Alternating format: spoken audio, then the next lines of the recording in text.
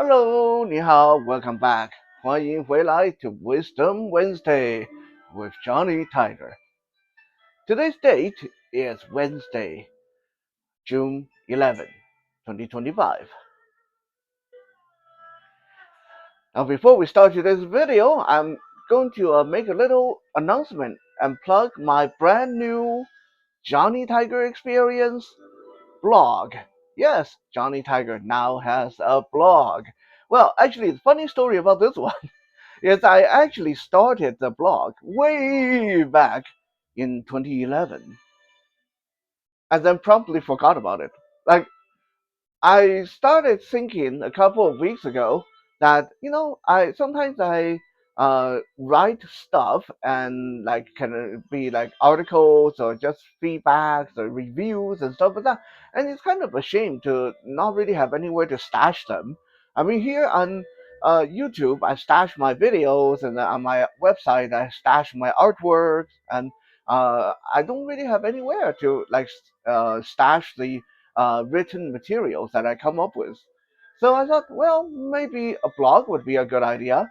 And then I started poking around, looking for accessible and relatively affordable blog platform. And then, of course, the first thing I looked at was Blogger. And lo and behold, I didn't even have to log in. I just went to blogger.com and it showed my name and like two articles I wrote way back in 2011 that I totally forgot about. And you can imagine, I was like, oh, wow, I totally didn't remember that I attempted doing a blog way back then. So I pulled my profile and touched it up and make it all pretty and stuff like that, and basically gave it an overhaul.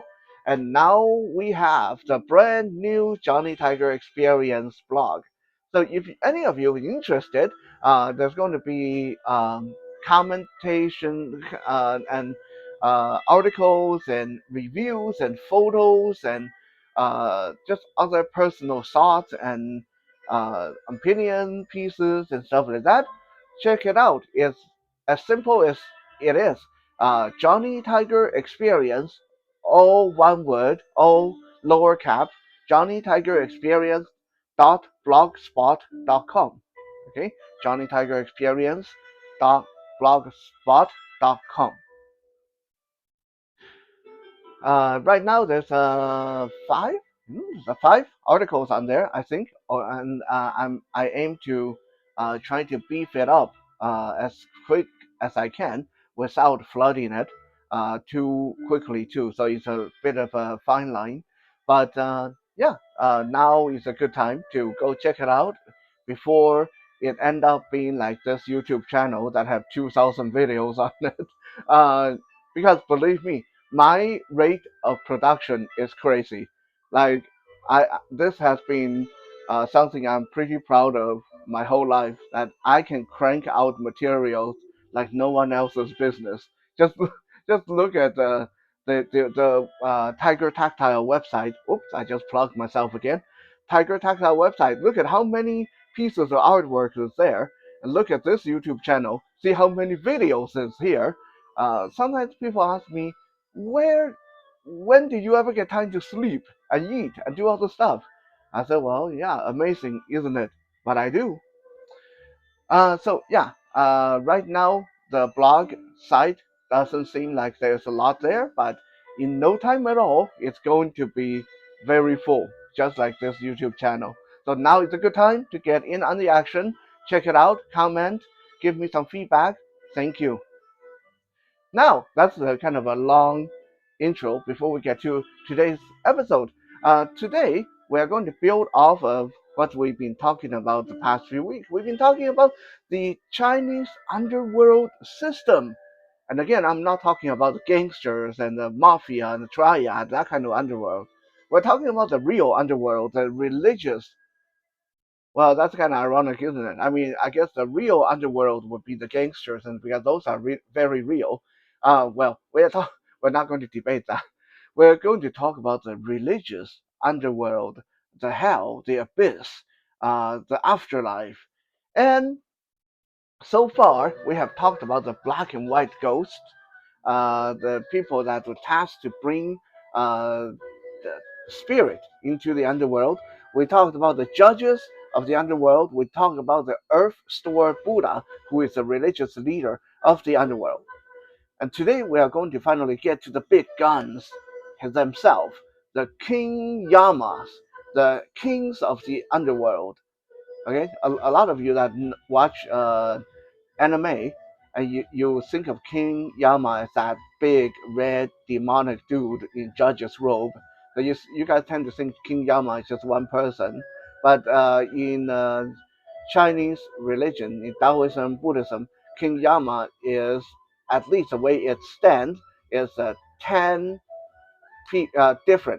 different levels of hell with 10 King Yamas. Right? Each one of them have slightly different obligations and different kind of things they do.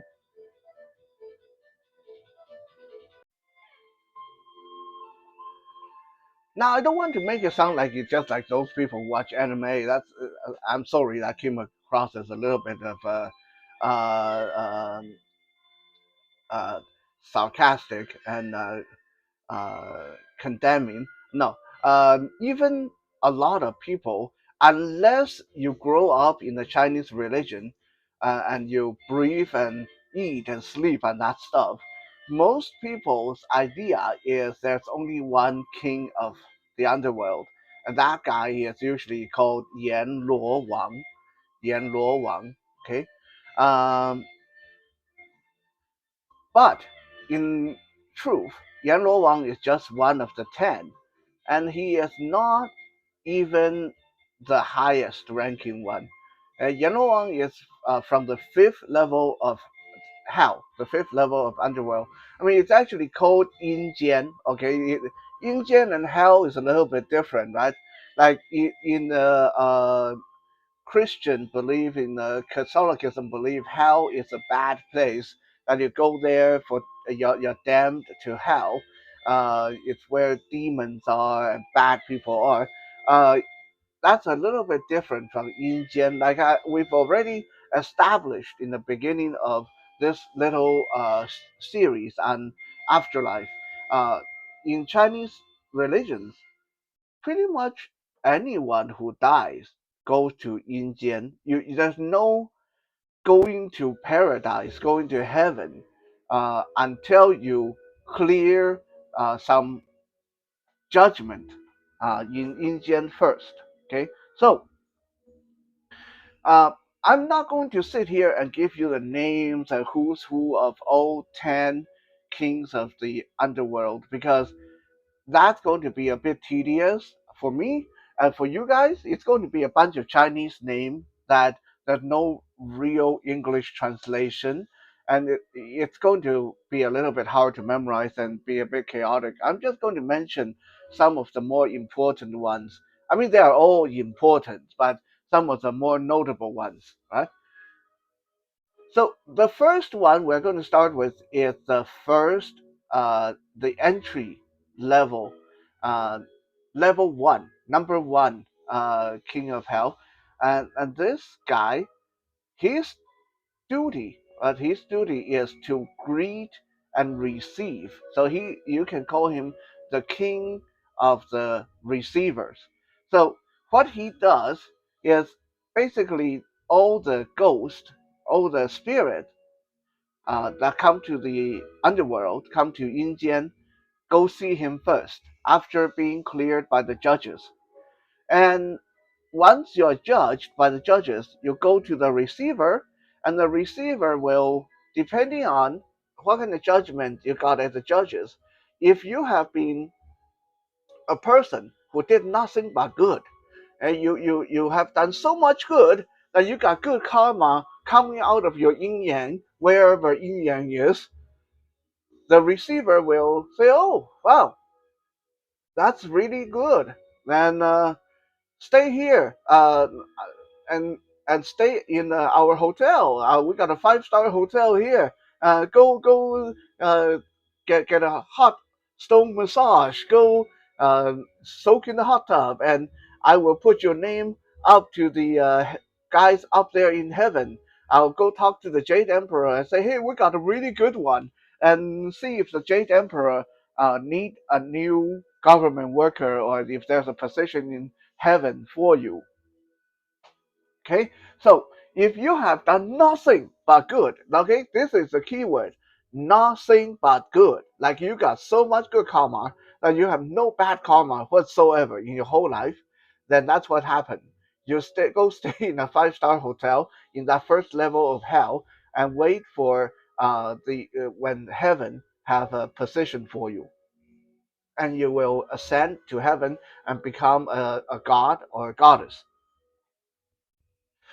Now, if you have done nothing but evil, you are just a rotten at the core, evil bastard, your whole freaking life, then the receiver, the king of the receiver, for this first level, will send you to one of the worst levels of hell. Okay, and that's usually around level 7, level 8, level 9.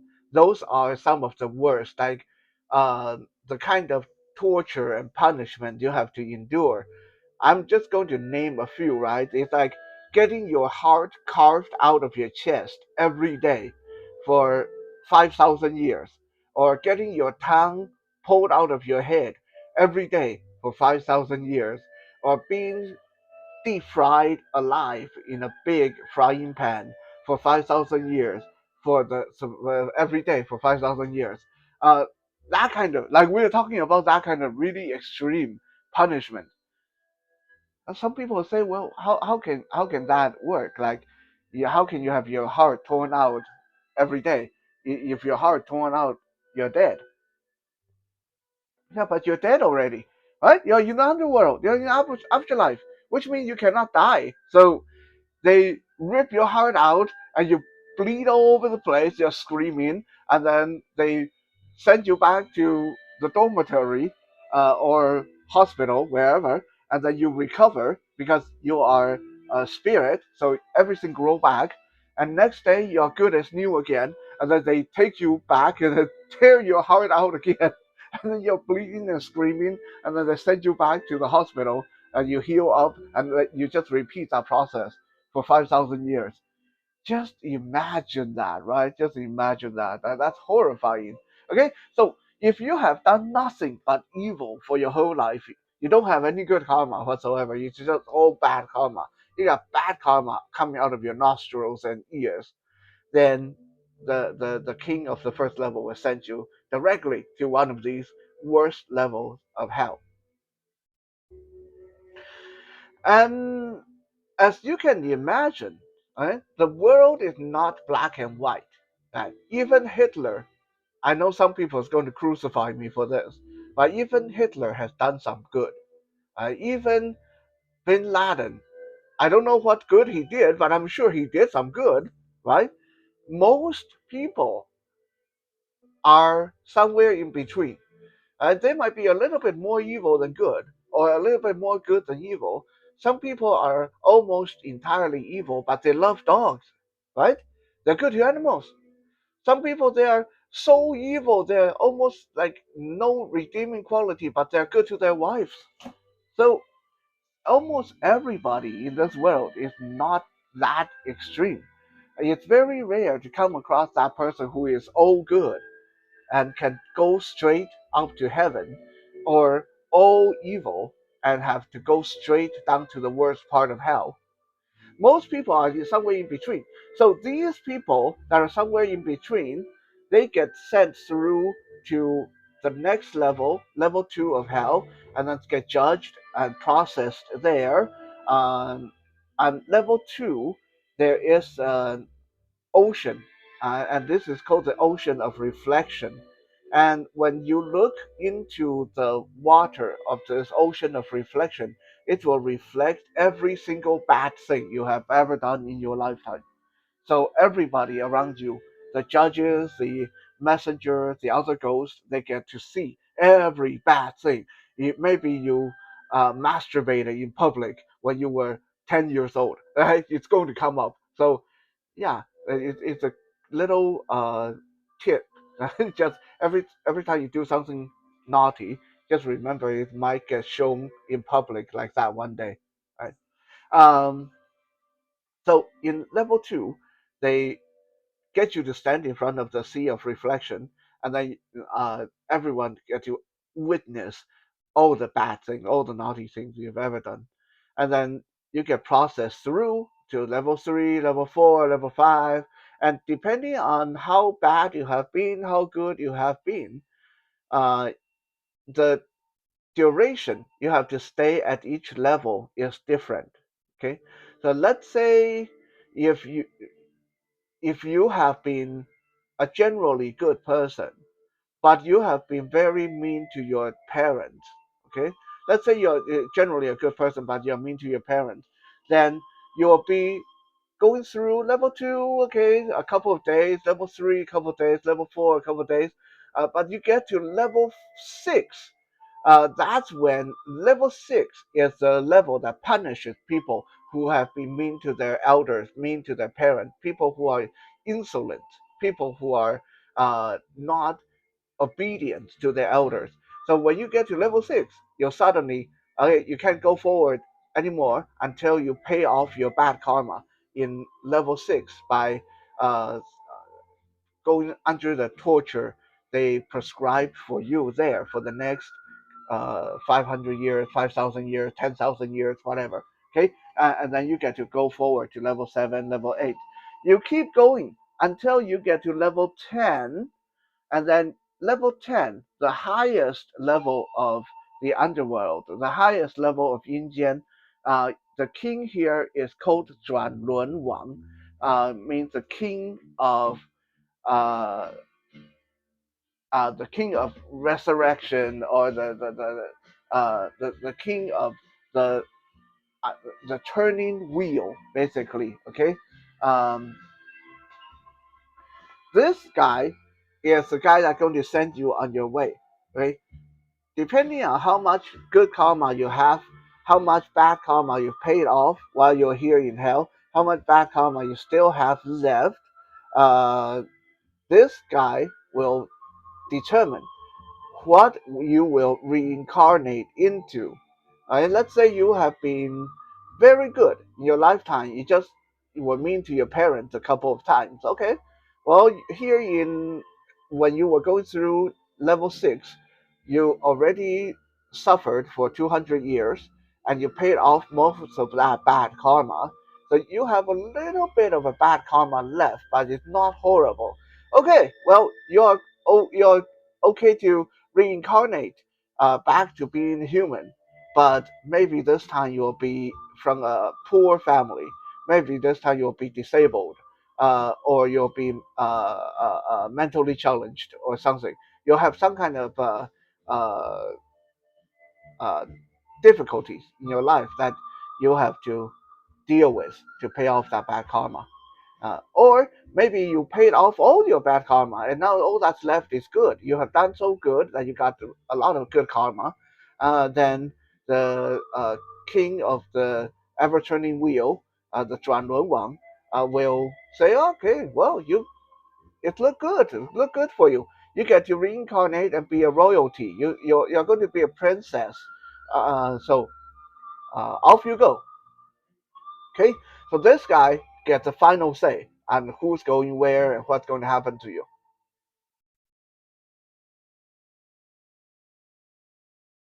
Now, what's really interesting is originally, originally, uh, Yánluó Wang, the guy from the fifth level, the guy that everybody knows, uh, in Chinese circle, where everybody knows. When we talk about the who's the king of the Underworld is Yánluó Wang. Uh, like I said, a lot of people don't know there's 10 levels of hell and all that's going on, right? So Yánluó Wang originally was the number 10. Originally, Yánluó Wang was the guy that was the highest level officer, the highest level leader in the underworld, rather than Zhuanluo Wang, the king of the ever-turning wheel. So Yánluó Wang, because Yánluó, okay, Yánluó came from the original word Yama in Hinduism, basically afterlife. So Yánluó Wang, in essence, his name means the king of the afterlife, the king of the underworld. So yeah, makes sense, right? Like if your name is the king of the underworld, then you should be the ultimate guy. You should be number 10, not number 5. So what happened? Well, apparently, Yánluó Wang was a little bit too emotional. He was a little bit too sentimental, and quite often he would allow people to return to their previous life to finish their unfinished business. Maybe someone say, "Oh, I got murdered by my comrade in battle, and I really would like to go back and kill them and see my wife one last time." I'm sorry, McFarlane, I just ripped off your Spawn comic. Um, Maybe someone said that, and then Yan Luowan would say, "Yeah, yeah, those bastards murdered you. They deserve to die. Yeah, go, go, go, go. I'll give you some demonic power, and then you can go take care of your unfinished business." So he would do stuff like that. And finally, all the other 9 leaders, all the other 9 kings, went to the Jade Emperor and complained. I said, the Yellow One keeps sending them back to their previous life, and it's breaking the rule. So the Jade Emperor actually demoted Yellow One from number 10 down to number 5. So he's no longer the guy who has the final say.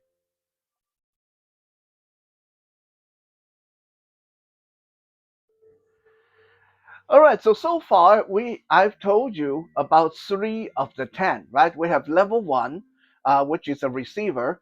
His name is Qin Guangwang. But by the way, I forgot to mention that Qin Guangwang, and we talked about level 5, which is Yánluó Wang, used to be number 10, but now demoted to number 5. We talked about the number 10, the current number 10, the highest level is the Zhuanluo Wang, the king of the reincarnation, king of the ever turning wheel. Right? I'll tell you one more because there's one more that is a kind of a really interesting one.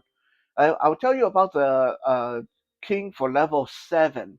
Right, the king for level 7. His name is Tai Shan Wang. Tai Shan Wang. Now his level is one of the worst punishment you can receive in hell. I believe it's been a long time since I was a Buddhist, but I believe this level is where um, you have to soak in a pool of blood, and then your flesh and your skin will peel off, and all that's left of you is a skeleton. And then they fish you out and send you to the hospital, and then you heal up, you rejuvenate, and then they do that over and over again. Yeah, it sounds very painful, right?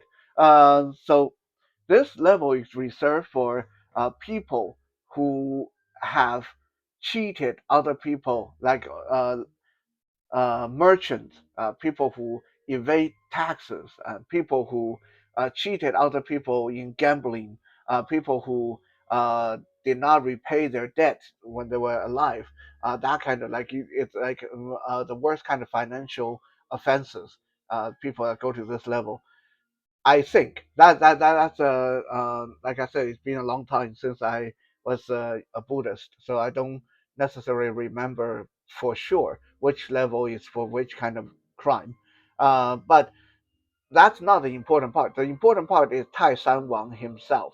Tai Shan Wang, his name means the king of Tai Mountain. That's not associated with my family name, by the way. So I'm not singling him out because he's a Thai mountain king, right? It's not like my family name.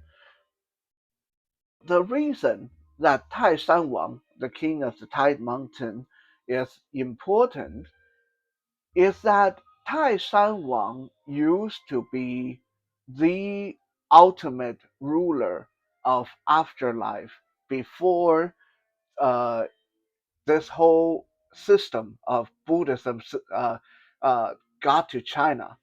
Okay, so uh, prior to Han Dynasty, I think about 2,300 years, 2,400 years ago, uh, the only thing that was the only religion in China was Taoism. So before people started practicing Buddhism, it was only Taoism. And in Taoism, there's no hell, no yin jian originally. Originally speaking, in Taoism, all the spirit after you die, you go to Tai Mountain. Okay, there's a beautiful, tall mountain, uh, real place by the way. Tai Mountain, it does exist in China. Beautiful place, a lot of temples, monasteries, antique buildings there. So Tai Mountain is where uh, deceased spirit was supposed to go and stay there. And think of Tai Mountain as a uh, resort, like holiday resort. Okay, you go there, hang around, and then if the Jade Emperor had need of any new people, he would go and talk to the king of Tai Mountain. Back then he's called the god of Tai Mountain. He's Tai San 真君、泰山神君, um, 泰山大帝. Okay, he's like basically called the god of Tai Mountain. Um, so the Jade Emperor would go and talk to the god of Tai Mountain and say, "Hey, we need a new fire god up in heaven. Do you have anyone here that's looking for a job?" And then the Tai Mountain god would look through all the deceased people, the spirits, and then, oh yeah, this guy has done a lot of good. He's a guy that was a really good cook. He's when he was alive, and then so he's good with fire. He knows how to use fire responsibly. And then Jaden was, okay, send him up to heaven, and then we'll give him a job. Okay, so all the spirit before the concept of Buddhism, before hell, before Yin Jian, would go to Tai Mountain and just stay there and relax, and before they get appointed to different positions in heaven. So the god of Tai Mountain used to be the ultimate authority for the afterlife.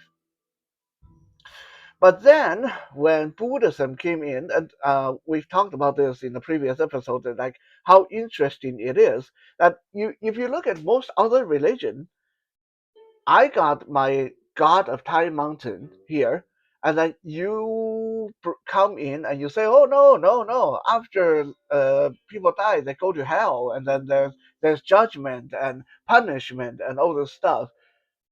We are going to fight. Okay, most other religions, they're like, you are wrong. I like that. It doesn't work that way. Okay, well, let's go out there and settle it. I'll go get my sword. You just go pray to your god, and I'll pray to my god, and whoever wins have the real god. Like this is how most other religions settle things.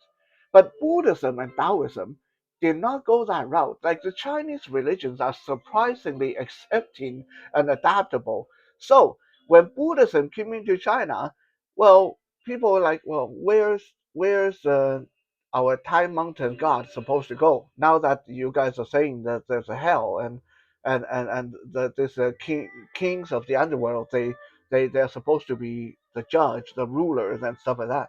Where does our Tai Mountain God come into play? And so the Buddhist monk at the time, they said, uh, okay. Well, this is what happened. So the Tai Mountain God decided that it's just too much work for him to handle alone because like if people die and they all end up in Tai Mountain, there's going to be an overpopulation problem, right? There's going to be too much. So the Tai Mountain God decided to uh, come and join the Injian, join the hell, and work with the kings of hell. So he become the king of level 7. Now he's the king of Tai Mountain. And so now rather than him having to do everything himself, then there's 10 of them. The workload is a lot lighter. And because people get to send through reincarnation, there's a coming and going, there's a circulation, there's no longer an overpopulation problem. So his Tai Mountain can be just for himself and his friends. He doesn't have to host all the spirits there. So look, like, see, that's what it's kind of interesting that they actually come up with a very logical sounding story to work the god of Tai Mountain into the new system of the afterlife. So this is why the seventh level is ruled by the king of Tai Mountain. No longer the god of Tai Mountain, but hey, at least he doesn't have to do as much work.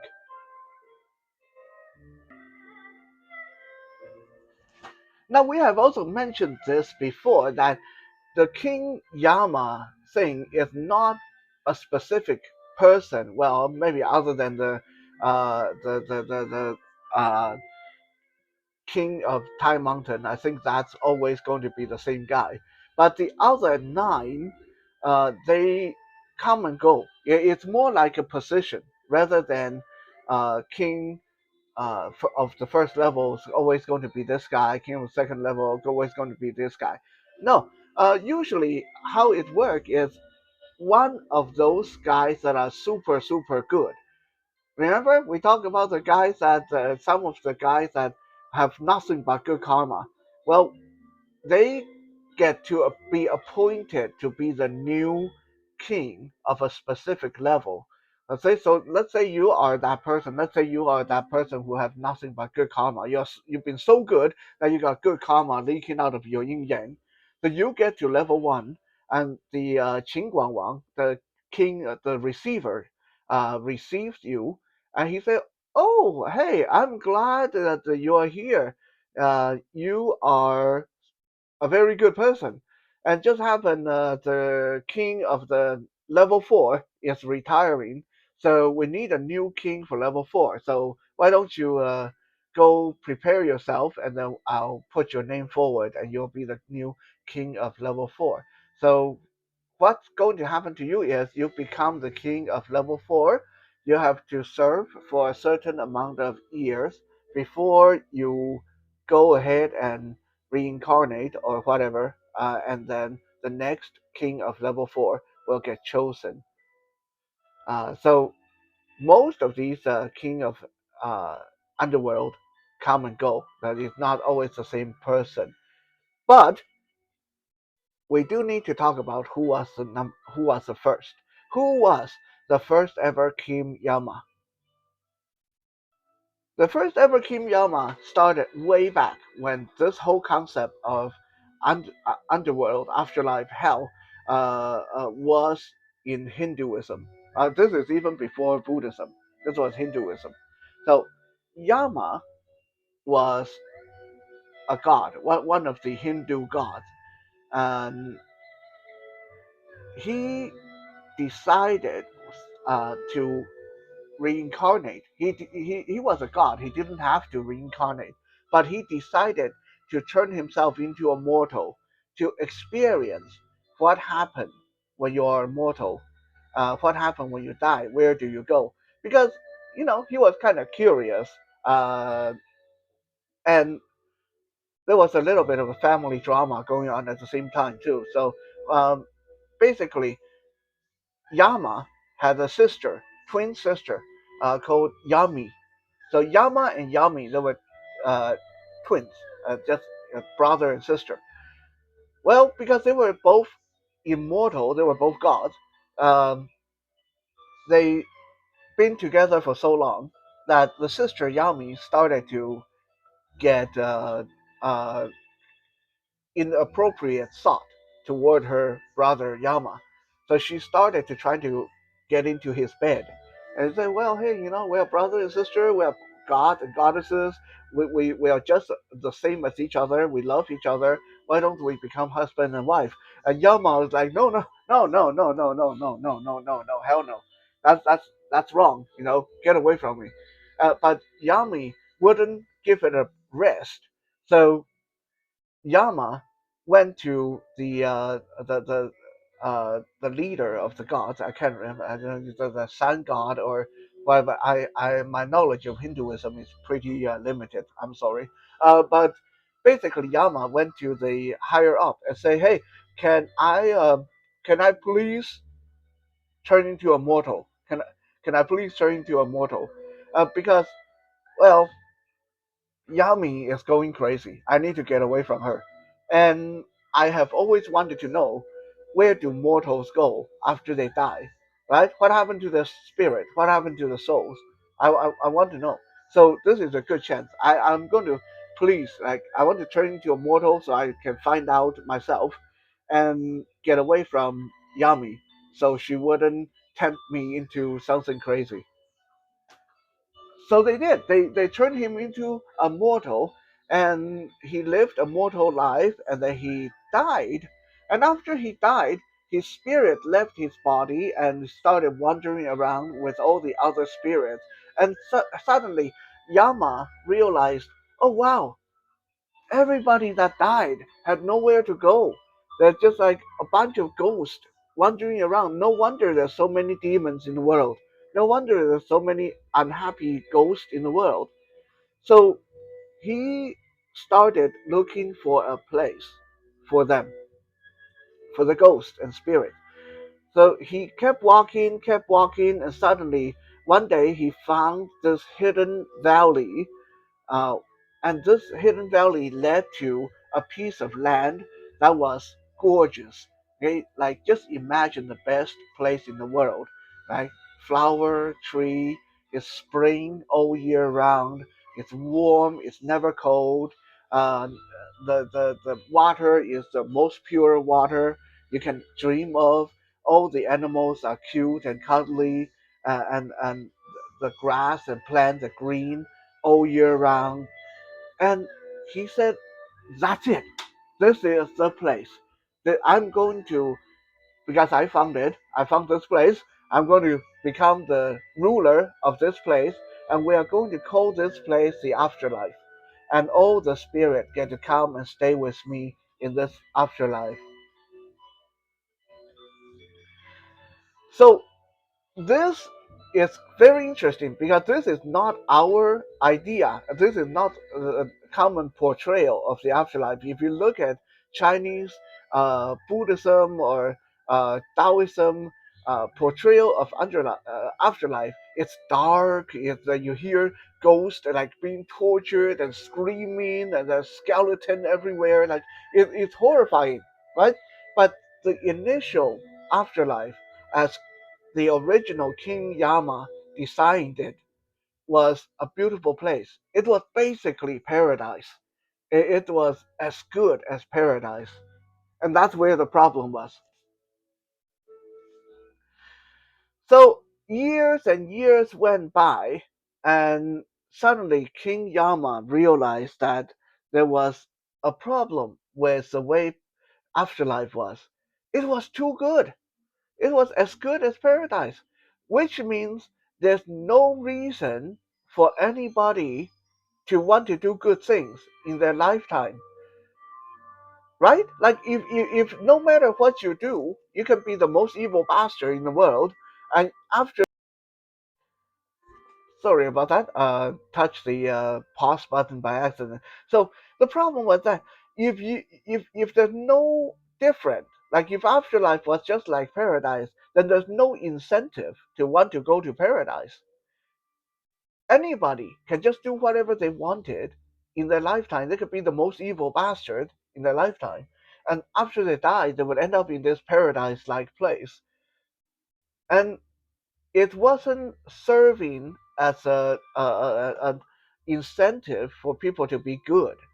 So even though King Yama loved his design, his afterlife, he was unfortunately forced by circumstances to start making it darker, making it more evil looking, making the landscape harsher. There's no more green grass. The water turned black and boiling, and everything went into very bleak and dark, and there's no longer things for people to enjoy.